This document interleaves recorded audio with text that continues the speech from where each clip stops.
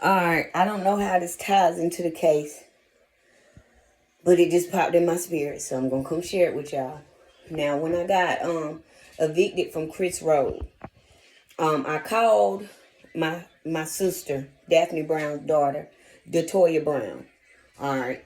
I called her to see if I could come stay with her for a little bit, while I figured out, how to get back on my feet. And mind you, Davin and Toya, I took care of them. You know what I'm saying? When we was little, I took care of them. I kept the house clean. I fed them. You know what I'm saying? When Daphne Brown was running the streets and when she was at work, because she was never home. She was either at work or running the streets.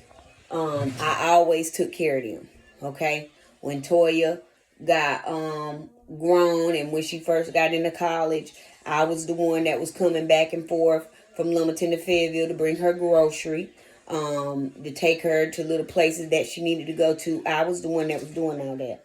Okay? Until Daphne Brown bought her a car. And then she was able to move around on her own. But before she got her car, I was the one doing everything for Toya. Alright? And mind you, she lived with me a few times.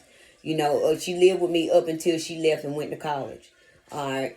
That's when her and Daphne Brown was living with me on Lumbee Avenue. Alright. So she was the one, and I haven't told y'all this yet, but Daphne Brown, I was pregnant with a child before I had Zayden, my second child. I was pregnant with a baby before I had my second child. Now, I was in a very low vibrational state. And this is my first time telling y'all about this. But I was in a very low vibrational state then. I was in an abusive relationship with Dante Seeley, who was dating a sperm donor. Okay. And before me and Dante Seeley was in a relationship, I was having sexual relations with my ex, Emmanuel Robertson. Okay. Now, I ended up getting pregnant by Emmanuel. And I wanted my baby. But when my Daphne Brown found out, she manipulated me. And Datoya Brown manipulated me as well. So Daphne Brown and Datoya Brown worked together to manipulate me into having an abortion. Because I was the type, I never believed in it. You know what I'm saying? Like, I always, like, if I get pregnant, I'm going to have my baby. But they manipulated me while I was in that low vibrational state. And I believe that she did some spell work on me as well. She literally forced me to get an abortion. Okay, it was against my will. I didn't want to do it. If y'all get up with Emmanuel Robertson, y'all can ask him. I cried the whole way there. I cried the whole way back. 2 weeks, 2 to 3 weeks after I did it, I cried every day.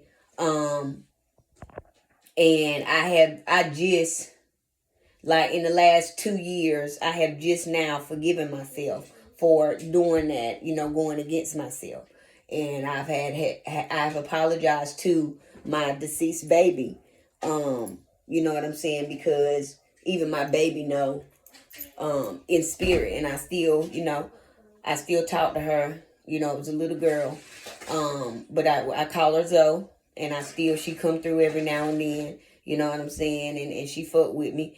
And, it took me a long time to forgive myself for doing that. Because it was something that I said I'd never do. Something I didn't agree with. Something I didn't want to do.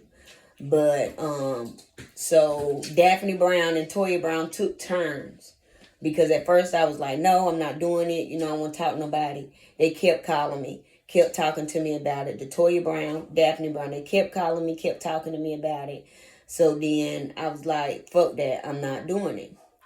So then they kept calling, and eventually they manipulated me into doing it.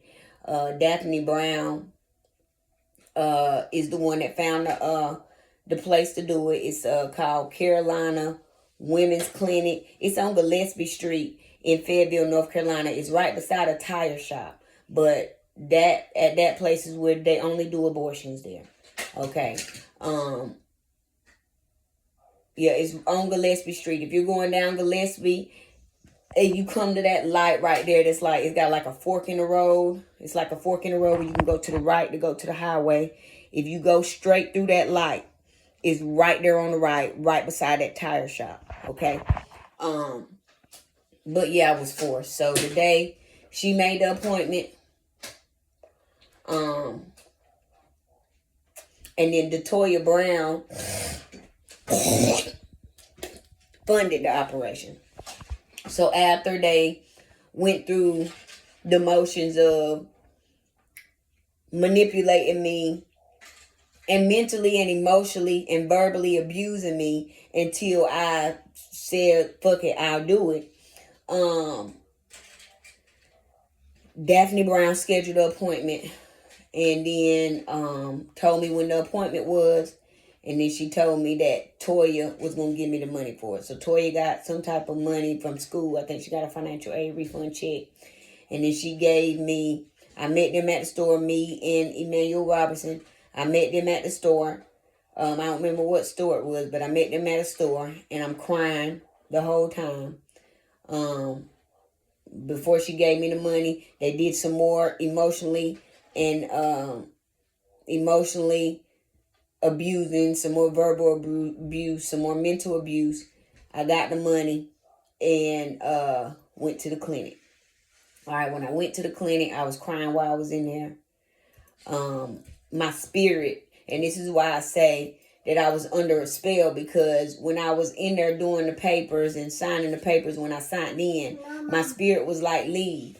But every time that like my mind was saying get up and leave, and I was trying to move my legs to get up and leave, but my legs wouldn't move. So that's how I know that I was up under a spell. And this is how I know, how spell works, especially when you're low vibrational. You're susceptible to it because you're low vibrational. In order for the spirits and this stuff to latch on to you, you have to be on a vibration where it can attach to you. And so I wanted to leave and try to leave. When I got to the front desk, there were other people in there. And then when they called me to the back,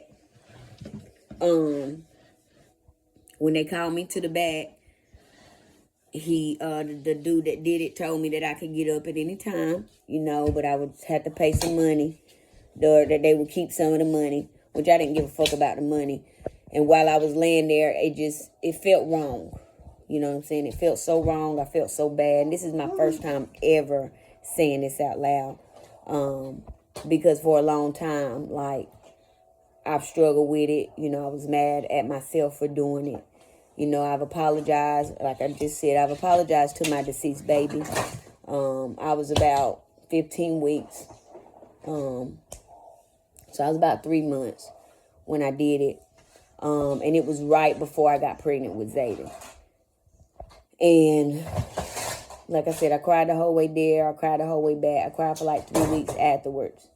And then that's when I think they sent Dante Seeley in, because that's when he came in and we had some dealings before, but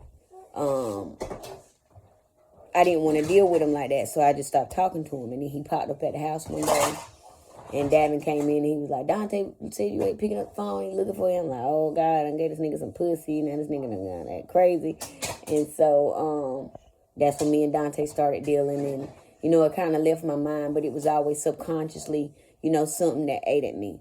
But I didn't want to do it. I remember laying on the table crying the whole time, getting up feeling nasty, and I didn't feel good at all. I felt real bad about it.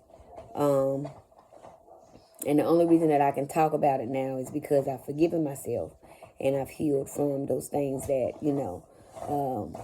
that I've done to myself. So a part of my healing journey, and anybody's healing journey, a big part of it is forgiving yourself. Okay? You have to make peace with the things that you've done yourself, the decisions that you made, even if you allowed people to do it. Like I said, I was in a low vibrational state. So the magic that they did, it worked. But no, hold on. This one's almost done. I'm almost done with this one. But yeah, Daphne Brown, and I didn't get on here to say that, but Daphne Brown and Datoya Brown manipulated me and emotionally, not emotionally, spiritually, mentally, abused me into, they forced me to have an abortion, made me drive there, made me drive back, gave me the money to do it. Datoya Brown gave me the money. There was some spell work that was done between Daphne Brown and Jesse French. And then for a while, like I didn't talk to them for a while. I didn't talk to them for a while. And then eventually, you know, some kind of way we started back talking. But like I said, I just forgave myself for that like 2 years ago. Like it took me, and this was, I got pregnant, I had Zayden in 2011. So this was 2010 when I had that abortion done. And it's called Women's Health Clinic or Women's Something Clinic, and it's on Gillespie Street in Fayetteville, North Carolina. So y'all can go research the records, get copies of the records. I don't know if they got my full name and stuff like that, but it was in 2010. And it was right before I got pregnant with Zayden. Okay, because then maybe like a month or two later, I was pregnant again, and I was pregnant with Zayden. But this time, I just left from around everybody. Like, I'm not doing that shit again, and I left. All right, and you know, I will never do that again. But it feels good to be verbal about it. This is the first time that I've ever been verbal about it, you know, out loud. But like I said, I have forgiven myself, and I have healed from it. And so, you know, that makes it easier to talk about it. But that's not what I got on here to say. But I'm getting on here. This is what I originally got on here to talk to y'all about. Datoya Brown. Now, mind you, took care of this girl all her life. You know what I'm saying? Kept her hair done. You know, when I started working, I would give Daphne Brown my money so that she could buy clothes for Daphne and Toya. And because, you know, I didn't grow and people would always give me clothes and stuff, you know, I would just take hand-me-downs. And I always would put myself last. Like, I always care for people. You know, I always care for people. I always was selfless. You know, I was never selfish. I always give. You know what I'm saying? But then it was when I always took care of people. But then when it was time for me to need taken care of, those people that I took care of didn't take care of me. And so when I got evicted from, when I found out that I was getting evicted, I called Datoya Brown. You know what I'm saying? Because I'm like, all right, this is my sister. She going to let us come. In my mind, I'm saying she going to let us come stay. I just need to stay for like, you know, I was like 2 to 3 months. 3 months top, because it don't take me long to get back up. You know, long as I can get my feet planted somewhere, it don't take me long to get back up. So I called her and I told her what was going on, and I asked her, could me and the kids come stay? And she told me that she had to talk to Daryl about it, who is her husband. Now, mind you, Daryl, he did work at the post office. I don't know if he still work at the post office, but he worked at the post office in Greensboro or Elon or something, North Carolina. So I don't know if he had something to do with my mail getting forwarded or illegally held or wrongfully forwarded or however that happened. I don't know if he had anything to do with it, but I know he worked with the post office. That's all I know. But yeah, Datoya Brown, Daphne Brown daughter, I called her and I asked her, could I stay? And then she said she needed to talk to Daryl. And then she called me in like a week or two or something afterwards, and she told me no. And it hurt. It hurt. And I said a few words to her. And then I just got off the phone. But I want to let y'all know too. She let Jesse French's daughter, Tierra Burns, she let her come stay. She let her come stay for a while, for a year and some change. T stayed with them. And she let Daphne Brown come stay, you know. And I'm the type, when, she know me, when I go stay with somebody, or, if I got to go live with somebody, you know what I'm saying, I'm going to pull my weight. I'm going to do what I got to do. I'm going to stay out the way, you know what I'm saying, and I'm going to be on my motherfucking way out. I ain't going to be here that long, okay, because that Crystal Brown house, I was there 3 months. I believe it was about 3 months. Tanae house, I was there a month. Every other house, I was only there like a couple weeks. And I just left Crystal house and was like, fuck it. I was on the way to get an apartment. It didn't come through.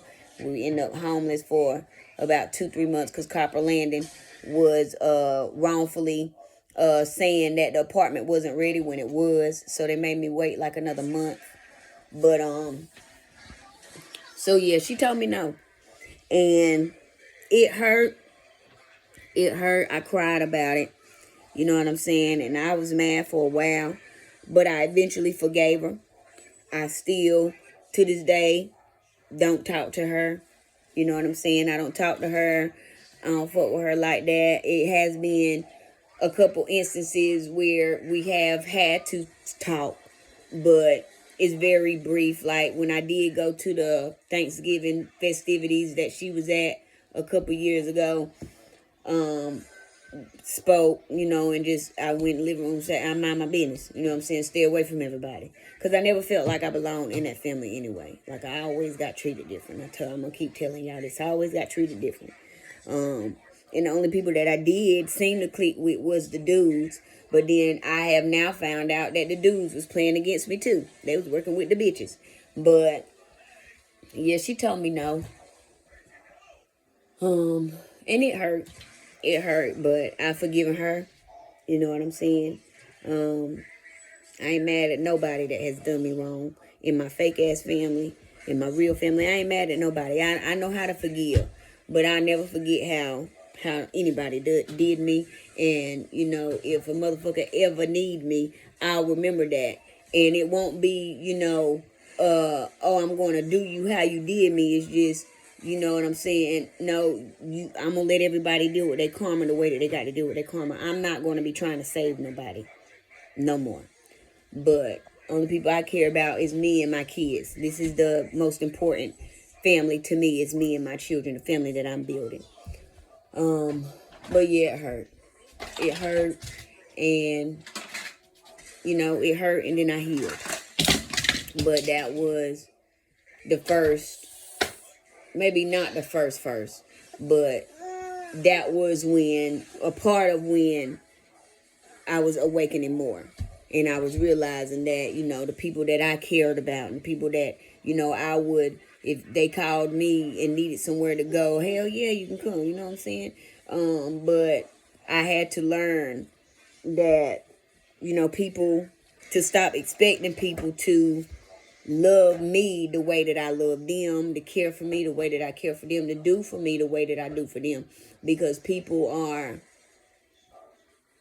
everybody don't got my heart. I have a really rare heart. You know what I'm saying? And I have a really pure essence. Like I'm really loving. Like I'm really caring. I'm really nurturing. Like I've done that with lots of people. All my life I've been nurturing. I've been caring. But when I needed nurturing and caring, I had to do it for myself, and then I had to, lean on God and the spiritual realm and my kids, to give me that love and that nurturing to let me know like I mattered. But yeah, that's just some more of what I've been through and some more of the organized crime, because I feel like it was organized, because I feel like she had to report back to Daphne Brown and Jesse French, about me coming to stay in Daryl. That's two. I don't know Daryl last name. Daryl Johnson. I don't know exactly what part they play in the organized crime, but I believe that her telling me no, and I know for a fact that her paying for the abortion was a part of the organized crime. You know, and I know that Daryl Johnson worked at the post office. He might still work at the post office. I don't know if they tie into it 100%. I don't know if Daryl does 100%, but I know Datoya Brown does. Because she's in this family. So it's possible that he does too. Because birds of a feather flock together, and that's his wife. So if y'all don't already have eyes and ears on Daryl Johnson and Datoya Brown, I would advise y'all to and then to question Datoya about the reasons why she told me no. You know, when she knew I was going to be homeless. And then to question her about the details about the abortion and the things that her and Daphne Brown and Jesse French may have discussed in regards to it. Question Daphne Brown for sure, because she, you know, had somebody else's child that she wasn't supposed to have. So, yeah, I've forgiven myself, and I've forgiven everybody that has done me wrong, and I'm ready to move on. And I'm ready. And I'm so grateful that I've closed that chapter and closed those doors, because I'm the type that once I get it, like, it's been times in my life before I was woke, but now I'm woke. Like, then it would take me, you could do me wrong a couple times and I wouldn't realize it because love was blinding me. But now I'm not blinded by love. I'm not blinded by love anymore. And not only am I not blinded by love, but my third eye is open. You know what I'm saying? I read energy. I can tell when people have maliceful intentions. You know, when people don't have my best interests at heart. You know, I see demons. You know, I remember seeing a demon on Toya when I was about 7 or 8 years old.